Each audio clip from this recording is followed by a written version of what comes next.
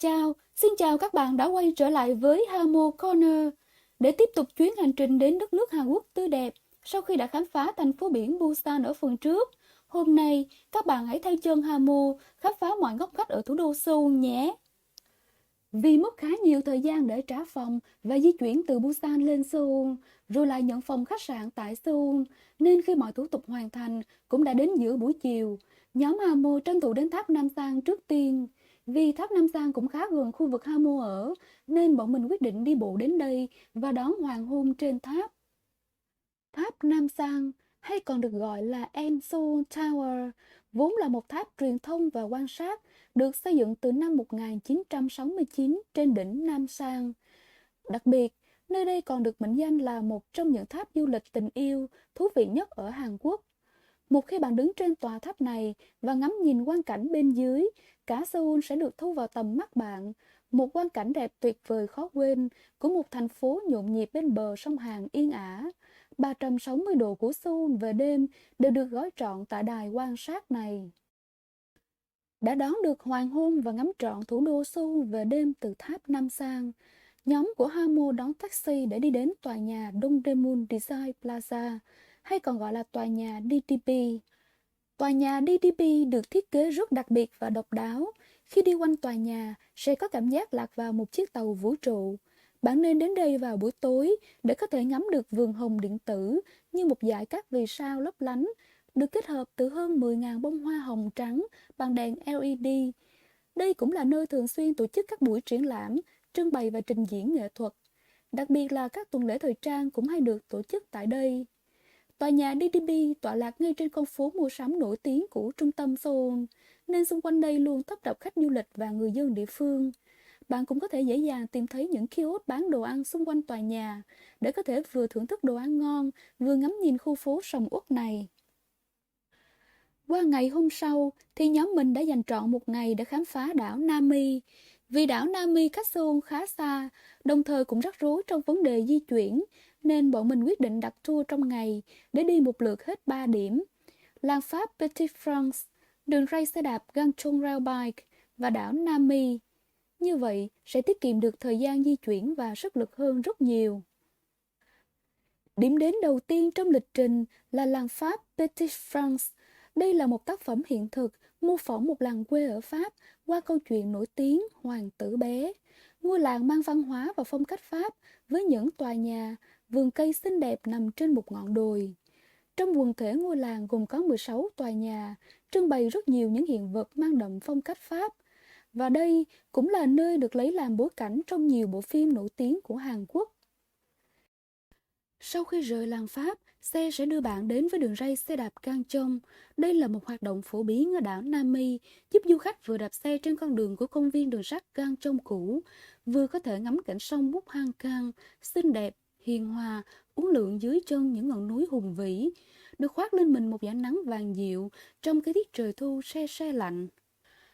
Kết thúc chặng đầu trên những chiếc xe đạp xinh xắn, bạn sẽ đến ga trung chuyển, và từ đây bạn có thể tiếp tục chuyến đi trên đoàn tàu Múc Cung Hoa đã đi qua 70 năm lịch sử, để có thể tận hưởng một cảnh sắc tươi đẹp động lòng người, một cảnh tượng thiên nhiên bình yên đến lạ. Điểm đến cuối cùng trong ngày là đảo Nami. Đảo Nami nằm ở tỉnh Gangwon. Đây cũng là địa điểm mà hầu hết ai đến Hàn Quốc cũng phải ghé qua. Đây được mệnh danh là hòn đảo tình yêu, vì nơi đây là điểm quay của bộ phim Bản tình ca mùa đông. Đảo mang hình dáng bán nguyệt rộng lớn, được bao quanh bởi thảm thực vật, gồm cây hạt dẻ và cây bạch dương. Vẻ đẹp ở những hàng cây của đảo Nami thay đổi màu sắc theo mùa, nét trầm buồn của Nami vào mùa đông, hay sắc lãng mạn khi thu về, tất cả đều tạo nên một hòn đảo, khiến cho du khách lưu luyến không nỡ rời đi. Đến đây thì bạn tha hồ chụp ảnh tự sướng, vì góc nào cũng đẹp, khung hình nào cũng thơ mộng. Tuy nhiên, một nhược điểm là do quá đông du khách, nên việc chọn được một góc máy quay phù hợp cũng là một thử thách đối với bạn nhé. Kết thúc chuyến hành trình, xe sẽ đưa bạn về lại thủ đô Seoul. Nhưng vì vào giờ cao điểm, nên bọn mình cũng mất gần 3 tiếng đồng hồ mới về đến Seoul. Về đến nơi cũng đã tối, vừa đói vừa thấm mệt, nên bọn mình quyết định tìm một quán ăn ngay khu miền Đông, rất gần khách sạn để ăn tối, dạo phố mua sắm chút ít và về nghỉ ngơi. Myeongdong được xem là thánh địa mua sắm tại Seoul. Nơi đây tập trung hàng ngàn thương hiệu nổi tiếng trong nước và quốc tế. Các cửa hiệu thời trang, mỹ phẩm, các nhà hàng, quán cà phê mở cửa đón khách từ sáng sớm đến tối khuya. Riêng các xe bán hàng lưu động thì chỉ bán từ chiều đến tối. Khi màn đêm buông xuống, ánh đèn rực rỡ sẽ cuốn hút bất kỳ du khách nào ghé thăm nơi đây. Là một tín đồ thời trang, một tín đồ ẩm thực, một tín đồ làm đẹp, thì chắc chắn bạn sẽ không thể bỏ qua miền Đông được nhé. Đến Hàn Quốc thì không thể không đến cung điện Gyeongbokgung, hay còn gọi là cung Hạnh Phúc, nằm ở phía bắc Seoul, có ý nghĩa là cung điện của ánh sáng và hạnh phúc. Đây là cung điện lớn nhất trong 5 cung điện, là biểu tượng cho quyền lực thời phong kiến của Triều Tiên. Đến đây, bạn sẽ có một trải nghiệm thật tuyệt vời về văn hóa truyền thống và các xu hướng đi đầu trong trào lưu hiện đại thế giới. Mỗi mùa ở đây đều có vẻ đẹp khác nhau, với vẻ uy nghiêm của cung điện, hài hòa với vẻ đẹp của thiên nhiên, nên mùa nào đến đây cũng có một vẻ đẹp lạ thường. Nhưng có lẽ tham quan vào mùa thu là để lại nhiều ấn tượng nhất trong lòng du khách. Một địa điểm tiếp theo là làng cổ Bukchon Hanok, là nơi bảo tồn nguyên vẹn hàng trăm ngôi nhà Hanok truyền thống của Hàn Quốc có niên đại từ thời Joseon. Ngày nay, nơi đây được sử dụng như là trung tâm văn hóa, nhà khách, nhà hàng và phòng trà, mang đến cho du khách cơ hội trải nghiệm và đắm mình vào không gian văn hóa truyền thống xứ Kim Chi. Bukchon Hanok tọa lạc giữa cung điện Gyeongbokgung, cung điện Cheongdok và miếu thờ hoàng gia Jongmyo. Làng có nhiều hẻm nhỏ quanh co với những ngôi nhà Hanok đẹp cổ kính, tái hiện khung cảnh thành thị của 600 năm về trước.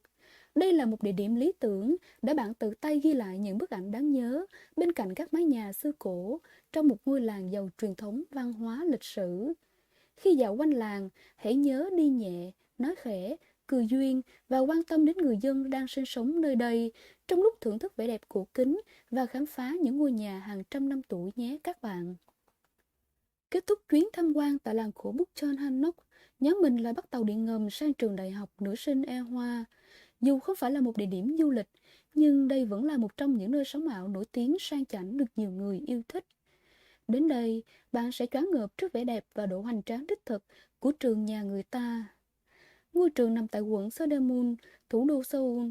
Nhờ việc khuôn viên ngôi trường nằm ngay trong lòng thành phố phát triển nhộn nhịp nhất nước, mà sinh viên ở đây được tận hưởng rất nhiều tiện ích, tiện nghi hiện đại. Được thành lập từ khá sớm vào năm 1886, nên kiến trúc của trường cũng mang nhiều nét độc đáo.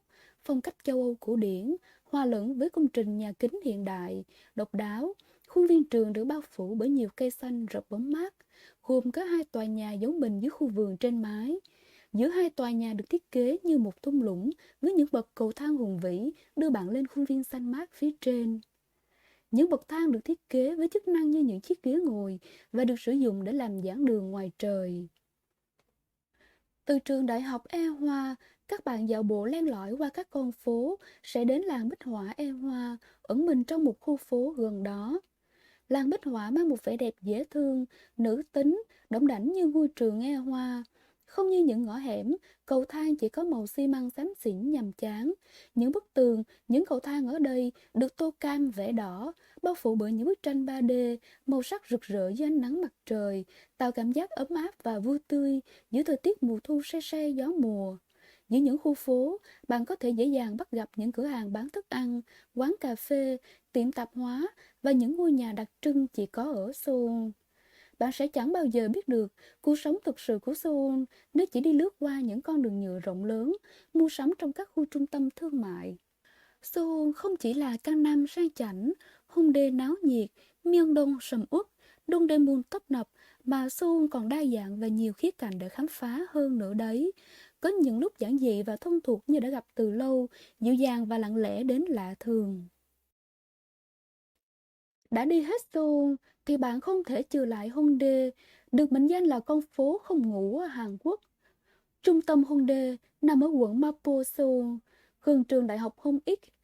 Đây là nơi tập trung nhiều người trẻ nhất, nổi tiếng với những buổi biểu diễn nghệ thuật đường phố được thực hiện bởi các nghệ sĩ tự do.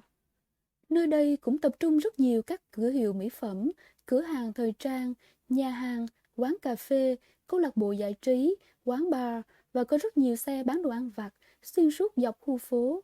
Đến Hongdae, bạn không cần lo nghĩ đến giá cả mà chỉ cần thoải mái ngắm nhìn và lựa chọn vì đồ ở đây giá rất rẻ và dành cho sinh viên là chính. Và cũng còn một điều thật sự thiếu sót nếu kết thúc cuộc hành trình Hàn Quốc mà không nhắc đến nền ẩm thực Hàn Quốc. Khi đến Hàn Quốc, các bạn đừng lo lắng về vấn đề ăn uống, vì hầu như quán ăn nào cũng tương đối hợp khẩu vị với chúng ta. Bạn cứ mạnh dạn bước chân vào bất cứ quán ăn nào, cũng sẽ không thấy hối hận đâu. Một mẹo dành cho các bạn là nên chọn những quán ăn nhỏ nhỏ, nằm trong những con hẻm gần các khu trường đại học. Các bạn sẽ được thưởng thức những bữa cơm đúng vị dân địa phương, vừa rẻ lại vừa ngon. Và một điều đặc biệt là hầu hết các hàng quán ở đây bán theo khẩu phần. Các bạn đi một nhóm 4 người thì phải gọi đúng 4 phần nhé. Mặc dù một phần ăn của người Hàn rất nhiều, lại còn kèm theo những món ăn nhẹ, nhưng đó có vẻ là một quy tắc ở đây.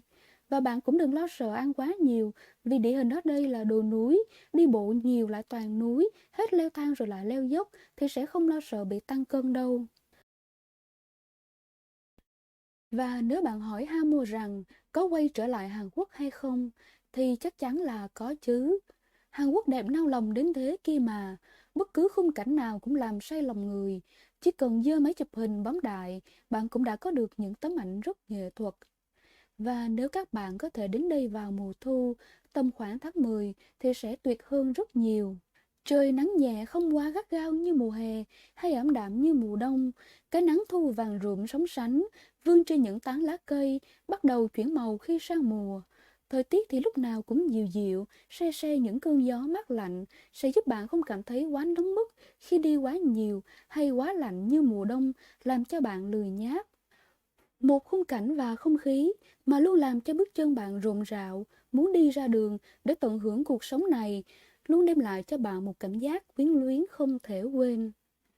Nếu các bạn thấy thích video này, hãy cho Hamo Corner một like và một subscribe nhé. Xin chào và xin cảm ơn các bạn rất nhiều.